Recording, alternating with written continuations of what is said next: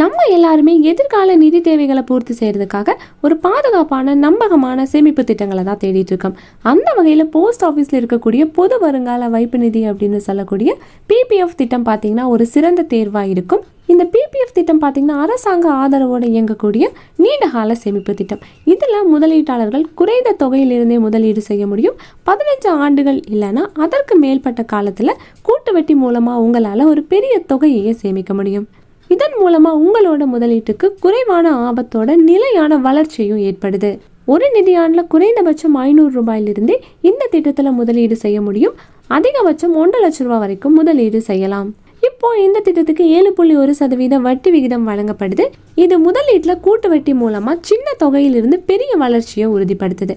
PPF கணக்கோட முதிர்வு காலம் 15 ஆண்டுகள்.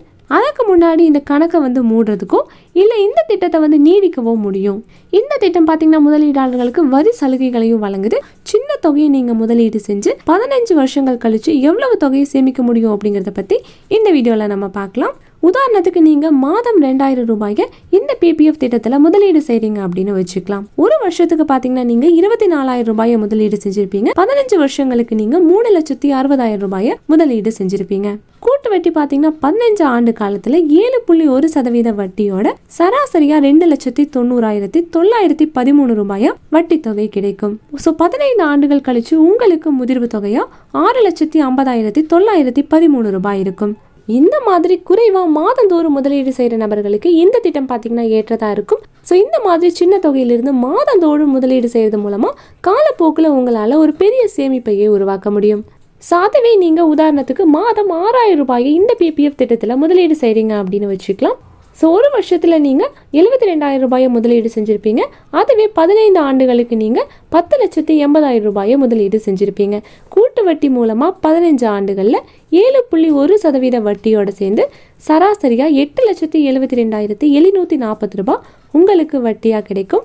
இந்த திட்டம் 15 ஆண்டுகள் கழிச்சு முதிர்ச்சி அடையும் போது உங்களோட முதிர்வு தொகை பார்த்தீங்கன்னா 19,52,740 ரூபாயா இருக்கும். நீங்க அதிகமா முதலீடு செய்யும் போது உங்களோட வட்டி தொகையும் அதிகமாகும், முதிர்வு தொகையுமே அதிகமாகும். உங்களோட முதலீட்டுக்கு ஏற்ற மாதிரி உங்களுக்கு வருமானமும் கிடைக்கும். அதுவே நீங்க மாதம் 10,000 ரூபாயை முதலீடு செஞ்சீங்க அப்படின்னா வருஷத்துக்கு நீங்க 1,20,000 ரூபாயை முதலீடு செஞ்சிருப்பீங்க. இதன் மூலமா நீங்க 15 ஆண்டுகளுக்கு 18 லட்சம் ரூபாயை முதலீடு செஞ்சிருப்பீங்க. கூட்டு வட்டி மூலமா 15 ஆண்டுகள்ல 7.1% வட்டியோட சேர்ந்து சராசரியா 14,54,567 ரூபாய் வட்டியா மட்டுமே கிடைக்கும். 15 ஆண்டுகள் கழிச்சு உங்களுக்கு மொத்த முதிர்வு தொகையா 32,54,567 ரூபாய் கிடைக்கும்.